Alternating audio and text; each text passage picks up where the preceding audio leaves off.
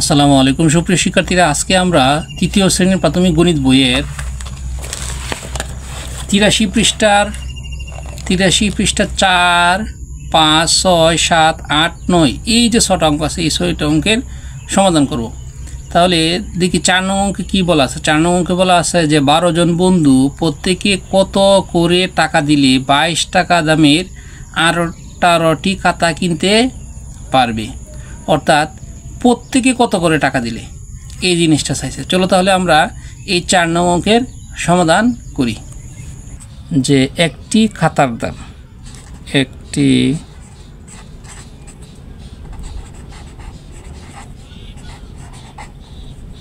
একটি খাতার দাম 22 টাকা। সুতরাং 18টি খাতার দাম 22 গুণ 18 টাকা। আমরা 22-এর সাথে যদি 18 গুণ করি, 8 দুগুণে 16, 6 হাতে 1, 8 দুগুণে 16 আর 1 17, 2 একে 2, 2 একে 2, 6, 7 আর 2 9, 2 আর 1 3, 396। তাহলে 18টি খাতার দাম হচ্ছে 396 টাকা। এখন আমরা যে কাজটা করব, আমাদের 18টি খাতার দাম বাইর হয়েছে। এখন আমরা কি করব, 12 জন বন্ধু প্রত্যেকে কত টাকা করে দিবে। তাহলে আমরা লিখি 12 জন বন্ধু দিবে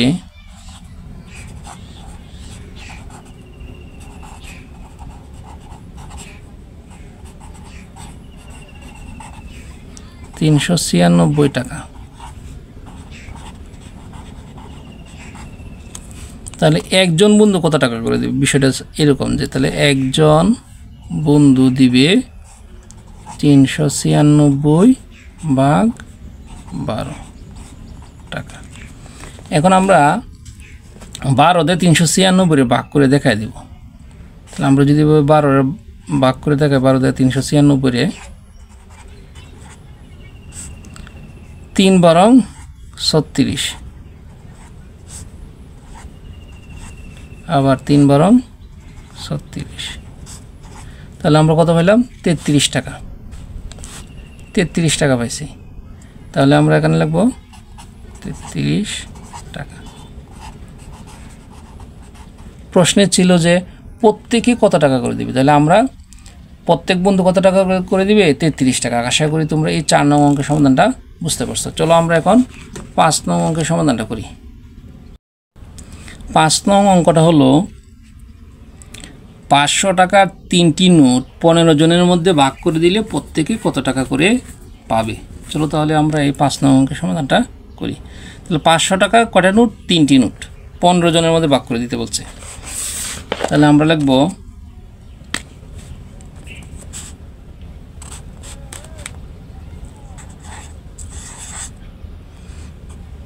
একটি নোট সমান 500 টাকা। তাহলে একটি নোট সমান 500 টাকা।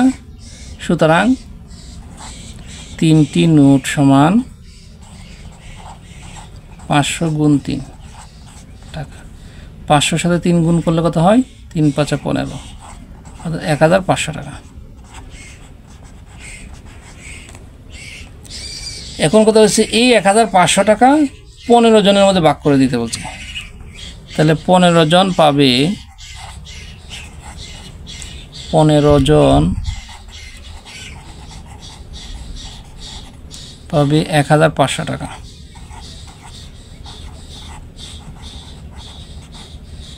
সুতরাং একজন পাবে 1500 ভাগ 15 টাকা। তাহলে আমরা 15 দিয়ে 1500 ভাগ করি।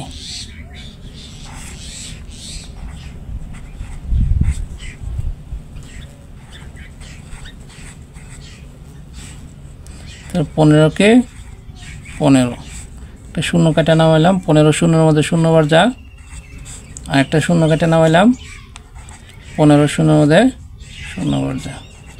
তাহলে আমরা কত পেলাম? ভাগফল পেলাম 100। তাহলে উত্তর হলো 100 টাকা। তাহলে প্রত্যেকে 100 টাকা করে কি দিবে? 100 টাকা করে পাবে আর কি প্রত্যেকে। আশা করি তোমরা 5 নং অঙ্কের সমাধান বুঝতে পারছো। চলো আমরা এখন 6 নং অঙ্কের সমাধানটা করি। 6 নং অঙ্কটা হচ্ছে 63 জন বন্ধু 50 টাকা হারে চাঁদা তুলে 9টি অসহায় পরিবারের মধ্যে বিতরণ করলে প্রত্যেক পরিবার কত টাকা করে পাবে? এখন 63 জন বন্ধু 50 টাকা হারে চাঁদা দিছে এবং কয়টা পরিবার? 9টি অসহায় পরিবার ভাগ করছে। তাহলে প্রত্যেক পরিবার কত টাকা পাবে? তাহলে আমরা মোট চাঁদার পরিমাণটা আগে বাইর করি। একজনের চাঁদা দেয় হলো 50 টাকা। তাহলে 63 জন কত টাকা দেয় এটা বাইর করি। একজন চাঁদা দেয়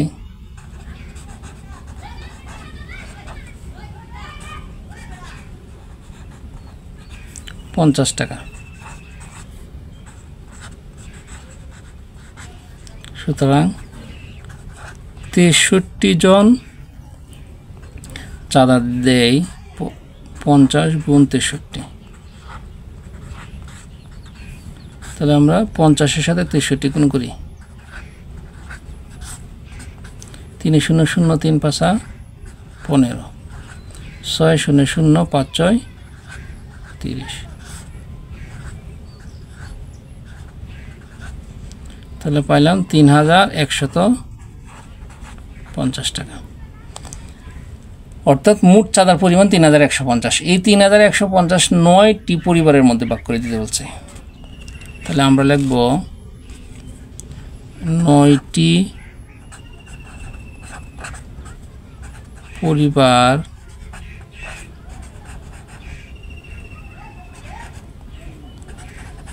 পায় 3150 টাকা।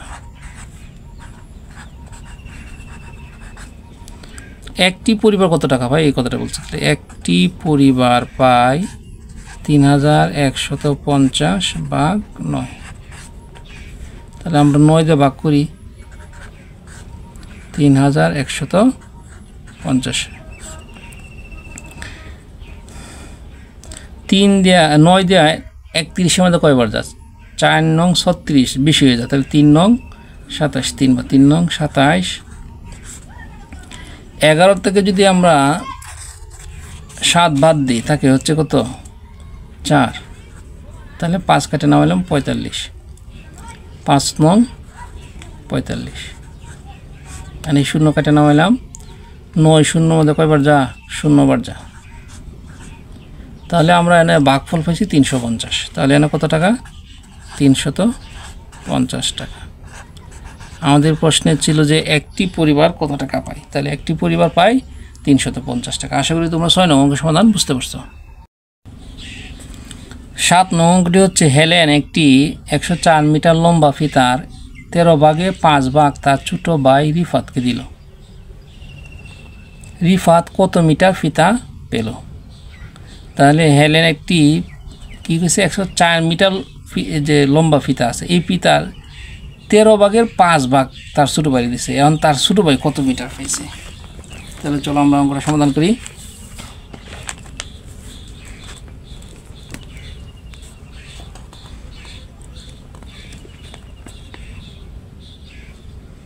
পিতা মোট লম্বা, পিতার মোট দৈর্ঘ্য, পিতার মোট দৈর্ঘ্য 104 মিটার।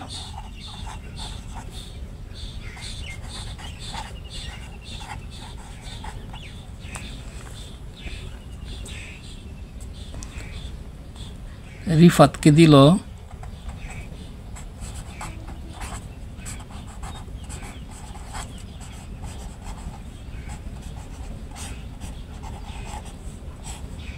104 এর 13 ভাগের 5, 13 ভাগের 5 ভাগ।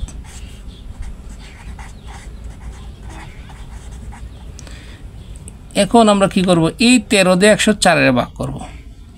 আমরা যদি 13 দিয়ে 104 ভাগ করি তাহলে কত হয়? আমরা যদি 7 দিয়ে যদি আমরা 13 দিই, 7 13 কত, 3 7 21, 7 7 91, 8 13 হচ্ছে 104। তাহলে 13 দিয়ে 13 মধ্যে একবার, 13 দিয়ে 104 মধ্যে 8 বার। তাহলে এখন কি করব, এই এর যে কথা গুণ চিহ্ন একই কথা, তাহলে 8 এর সাথে 5 গুণ করব। 8 এর সাথে 5 গুণ 5 8 40 মিটার। তাহলে রিপাতকে কতটুকু দিয়েছে, রিপাতকে দিয়েছে 40 মিটার। আশা করি তোমরা এই 7 নং অঙ্কের সমাধানটা বুঝতে পারছো। চলো এখন আমরা 8 নং অঙ্কের সমাধান করব। 8 নং অঙ্ক হচ্ছে 99 টাকা 9 ভাগের 4 ভাগ কত টাকা? তাহলে একই অঙ্ক, একই নিয়ম। তাহলে আমরা এটা হচ্ছে 8 নং অঙ্ক। মোট টাকা হচ্ছে 99। তাহলে এই মোট টাকার 9 ভাগে 4 ভাগ দিছে। তাহলে সুতরাং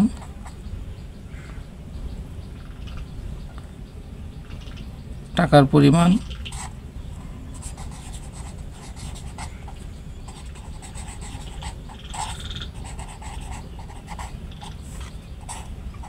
99 এর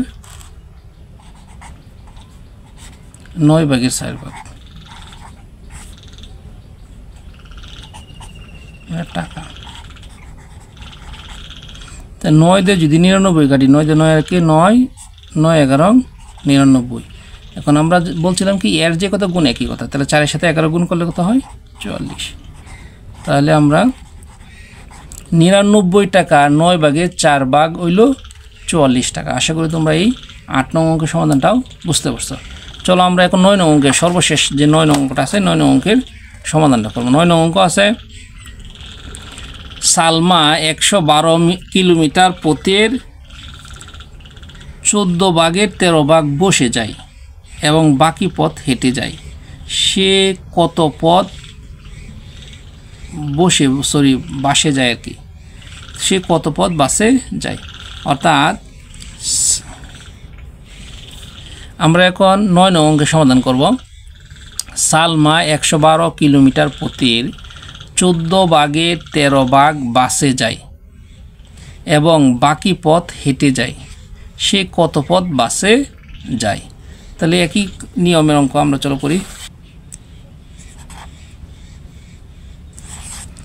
মোট পথের দৈর্ঘ্য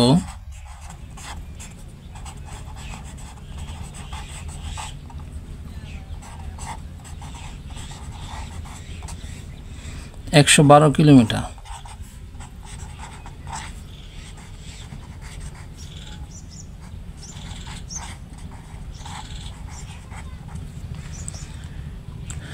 তাহলে বাসে যায়, সুতরাং সে বাসে যায় 112 এর 14 ভাগের 13।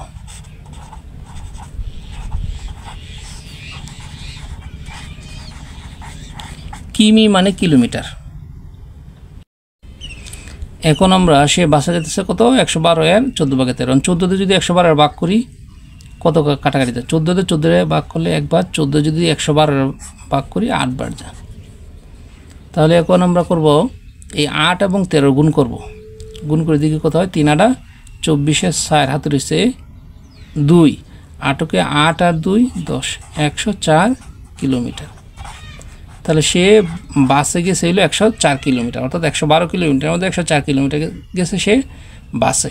আশা করি তোমরা 9 নং অঙ্কের সমাধান বুঝতে পারছো। আজকে এই পর্যন্তই।